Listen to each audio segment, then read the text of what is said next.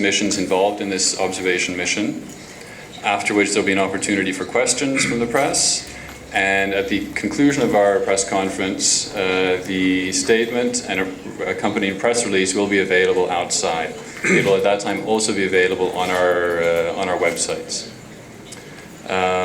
So without further ado, I would like to call on Mr. Ignacio Sanchez-Amor, Special Coordinator of the OSCE Short-Term Observers.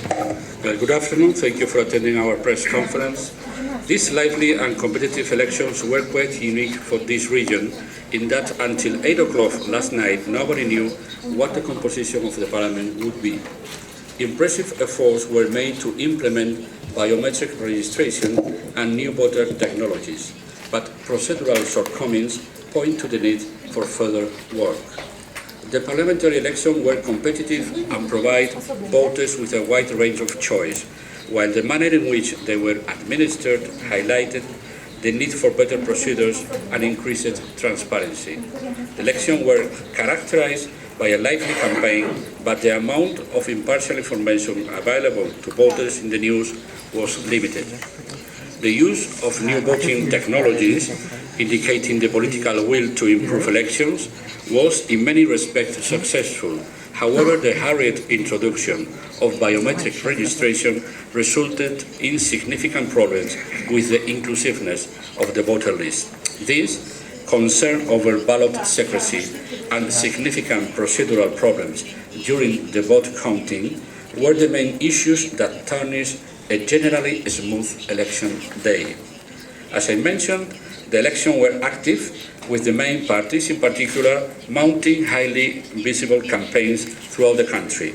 In a positive development, the misuse of state administrative resources did not appear to be a major concern in these elections. Biometric registration and identification, based on the newly established nationwide population register, was implemented with the stated intention to limit the possibility for electoral violations and to increase voters' trust. Despite the efforts of the authorities aimed at an inclusive population register, some voters did not submit their biometrical data, including due to concerns over data protection. As a result, the right to vote was de facto limited, and the inclusiveness of the voter list is of serious concern. Needless to say, elections are always an important moment in country, but it is worth noting that these parliamentary elections are particularly important considering that this is the only parliamentary system in Central Asia. Thank you, finally, you and all people that facilitate our observation mission, and to the people of Kyrgyzstan for your cooperation and effort yesterday. This was a joint effort, as was explained, so I want also give an opportunity for my colleagues to give their input. I give the floor to Meritxell P., representative of the Council of Europe Parliamentary Assembly. Thank you very much, Ignacio. So, ladies and gentlemen, good afternoon. So, first of all, I would like to congratulate the citizens of Kyrgyzstan for the peaceful election day, which is very important, taking into consideration the tragic events of 2010. I, with the other observers of our delegation, visited yesterday polling stations here in Bishkek, around the capital, in Osh, in Jalalabad, and in some other localities. Yesterday, we observed that voting was transparent. Citizens made their choice freely among a large number of contestants. We also noticed yesterday some problems during the voting process, notably regarding the denial of the right of vote for a significant number of voters. Other concerns concerning secrecy of the vote and regarding other voting procedures were also noted. As you know, elections are not limited to election day. The Kyrgyz Republic needs therefore to improve its electoral legal framework and to ensure its implementation to guarantee the fundamental right of all citizens to participate in elections. Moreover, transparency of electoral campaigns and political parties founding should be reinforced. The Parliament of Kyrgyzstan has the status of partner for democracy in the Parliamentary Assembly of the Council of Europe and is member of the Venice Commission of the Council of Europe, which is highly appreciated. So, the Parliamentary Assembly and the Venice Commission are those ready to cooperate with the newly elected Parliament and the authorities in order to assist them to improve the legal framework and its implementation, which are crucial for the long-term democratic stability in the country. So, thank you very much for your attention, and let me introduce Richard Czarnecki, representing the European Parliament. Thank you. Good afternoon, everybody. Thank you very much indeed for coming. My name is Richard Czarnecki. I'm a Vice President of the European Parliament and the head of European Parliament Special Election Observation Delegation for this vote in Kyrgyzstan. It's my second visit in Kyrgyzstan this year. Let me at the start express gratitude to the Kyrgyz authorities for their invitation to observe this election and their excellent cooperation with us in this process.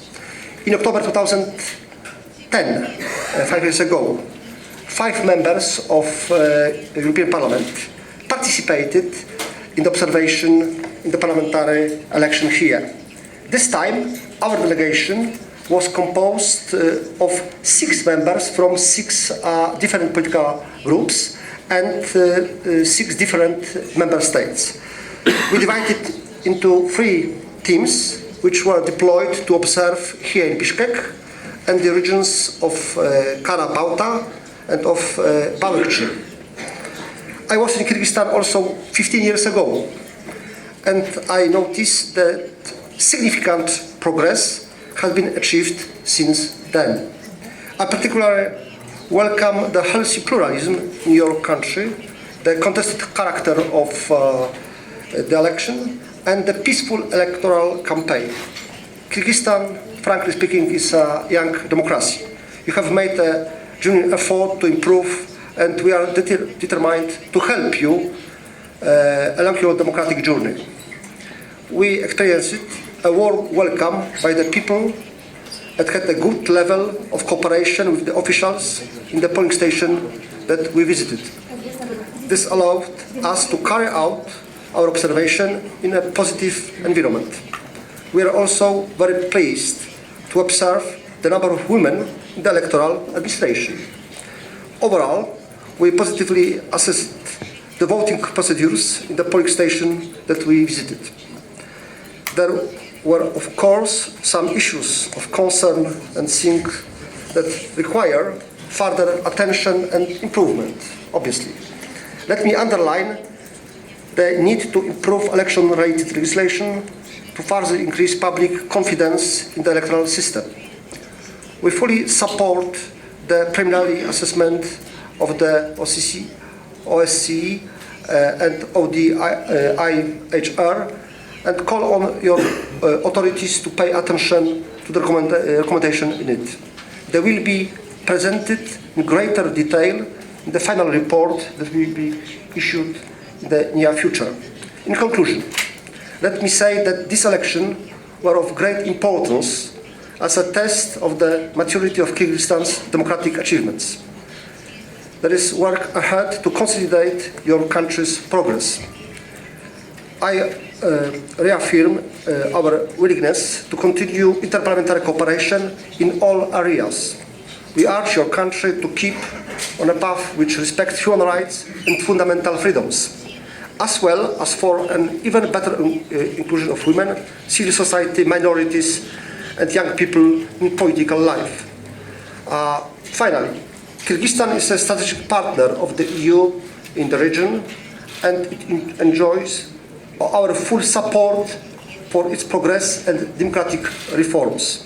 The EU and our European Parliament will continue to support your democracy, and the EU stands ready to offer strong support and financial assistance to Kyrgyzstan, including help in the ongoing improvement of its electoral system. Finally, we wish you all the best and thank you for your attention. Thank you, Richard. And now, Ivana Dobesova, our Czech colleague, is head of mission of the OSCE Parliamentary Assembly. Thank you for the floor.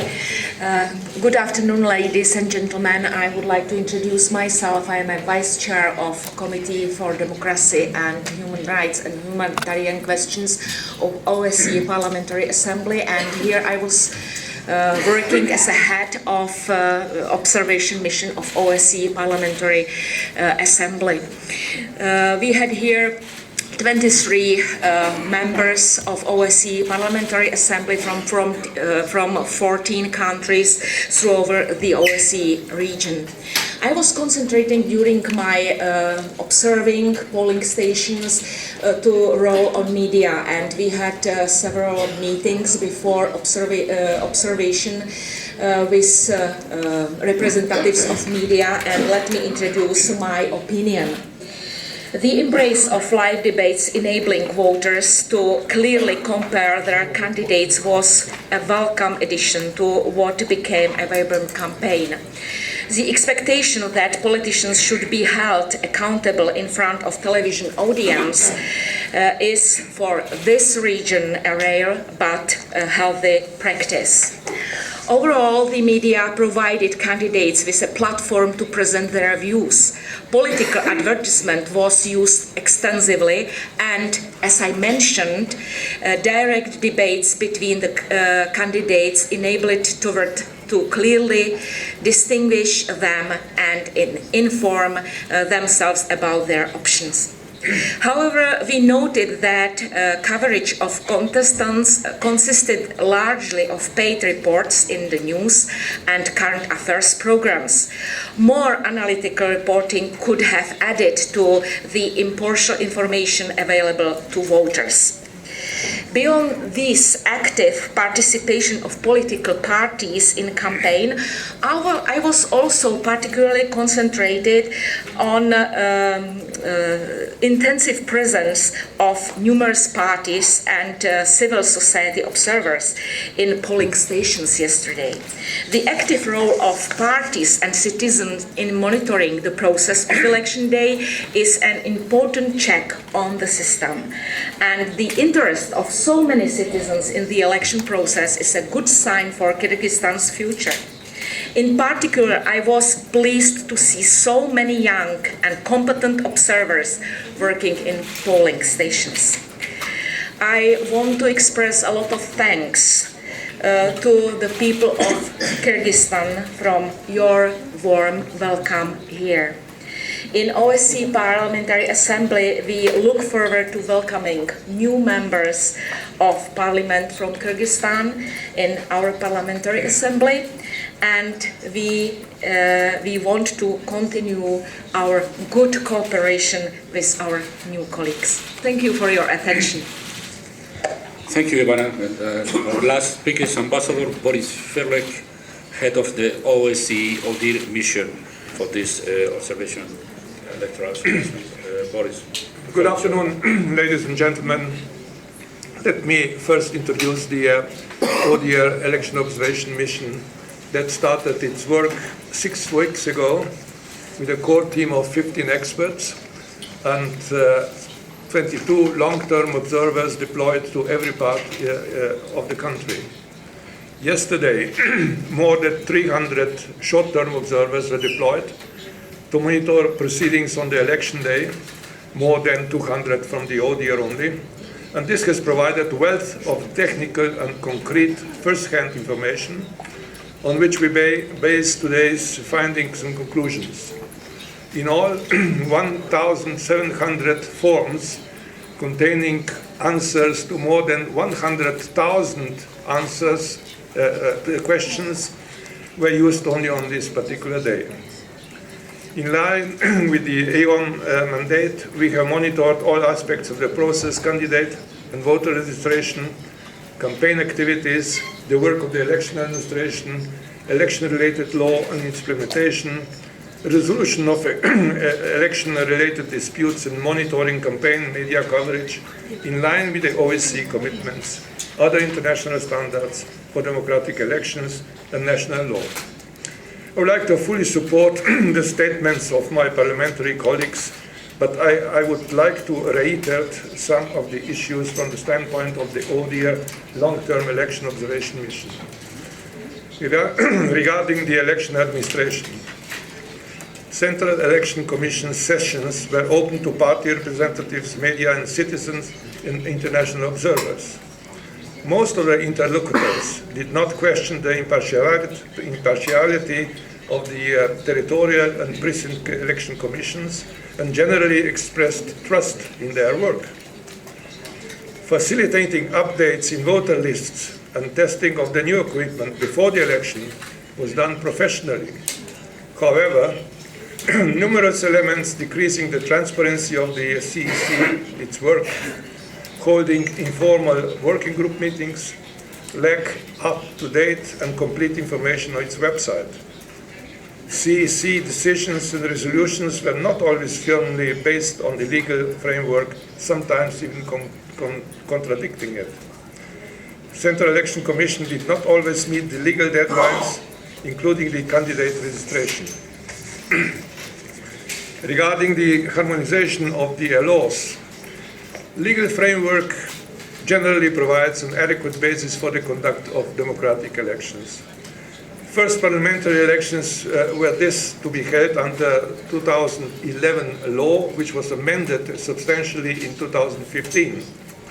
The new law addresses some past ODIHR recommendations, which were, for instance, improvements in the accuracy of the voter lists, measures to prevent ballot box stuffing, amended electoral threshold, greater clarity in election dispute resolutions. Nevertheless, other key recommendations remain to be addressed, and that are including allowing independent candidates to stand, ensuring the gender quotas are complied with during mandate distribution, increasing the transparency of campaign finance. Both the dual threshold and the maximum limit on seats have been criticized in the past. New biometric registration identification were introduced for the first time based on unified population register. This was done with the stated aim of limiting the possibilities for electoral malfunctions and to increase voter trust. The authorities conducted a public information campaign on the need and obligation of the citizens to register biometrically. As well, the Election Observation Mission received credible reports of various forms of pressure on the citizens, especially public sector employees, to provide biometric data ahead of the election. Some voters, however, did not submit biometric data, including due to the concerns over data protection. As a result, their right to vote was de facto limited, and the inclusiveness of the voter list is of serious concern. As well, on election day, in 34% of polling stations visited by the International Election Observation Mission observers, voters were turned away because they were not in the voter list. Now, about the national minorities. Minorities participate in rallies held by different parties. In a positive development, most parties refrained from nationalistic rhetorics, and neither anti-minority campaigning nor intimidation of minorities was supported in the course of the campaign.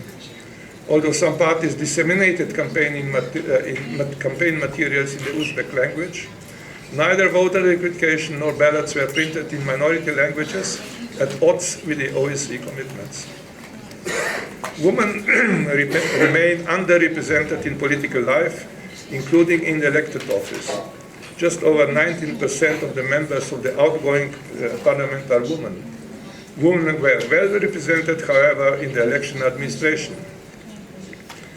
Civil society was actively involved in observing these elections, conducting both long-term and short-term observation and publishing observation reports. They were present in many polling stations on the election day.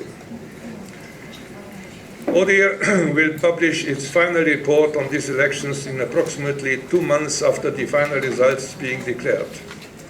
This final report will include concrete recommendations on how the Kyrgyz authorities and other electoral stakeholders can improve the process in line with these recommendations. I hope to myself to come back to Kyrgyzstan early in the new year to deliver this report on our various interlocutors with the aim of identifying areas that can be worked upon prior to the next election. As always, ODIHR stands ready to lend its expertise in this follow-up process, meaning to lend assistance to the Kyrgyz authorities in meeting their OSCE commitments. Thank you very much. Thank you very much. Now, I understand that due to time commitments, not all of our heads will be able to stay, but for those that can remain, we now have some time for questions. If you have a question, please let us know now. Interpretation. Please state your name and the media source. Наталья Любезнова, агентство «Интерфакт». Скажите, пожалуйста, можно ли говорить о том, что ОБСЕ оценивает состоявшиеся в Кыргызстане выборы соответствующими демократическим стандартам и стандартам ОБСЕ и законодательству, которое разработано в республике для выборов? Спасибо. Well, it's not so simple. We observe the elections. Please don't misunderstand our role. We are here to provide additional transparency to enhance the procedures. It's not just a question to say yes or not. Of course, there has been a democratic election, but there are some concerns that we raise in our report. That's the situation. We think there are things to improve. There are the inclusiveness of the registered vote is a serious concern. And there are other procedures, legal procedures that has to be raised, like the CEC performance or the registration procedures of candidates, for example. Thank you. Any other questions? Sorry, one more down here. Здравствуйте, Асишейка, пресс-лейва Саралаева. Я хотела бы уточнить, что вы имели в виду, когда говорили, что тайна голосования была нарушена? Не соблюдена тайна голосования. The way in which the voter wrote in the ballot is okay because the semi-box is okay, but transporting the ballot from the booth to the ballot could be a place not having folded the ballot because it has to be introduced, playing in the ballot could compromise the secrecy of the ballot. That's the way. It's not a question of intention. It's a question of fact. The voter has to leave the ballot in a way that could not assure, in every case, the secrecy. Thank you. One more down here, please. Информационное агентство «Кипресс», Аслан Садыков. У меня вопрос к послу Борису Фрлеку. Если бы ему дали бы возможность выбрать один вариант из двух на два вопроса, какой бы он выбрал бы? Демократические, в Кыргызстане сейчас остались демократические открытые выборы или выборы были не демократическими и не открытыми? В какую сторону бы он склонился бы?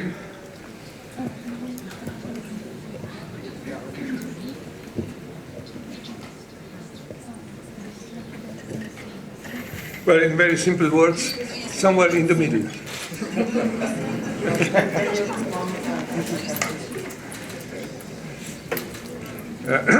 It is not our task to declare election in very simple terms.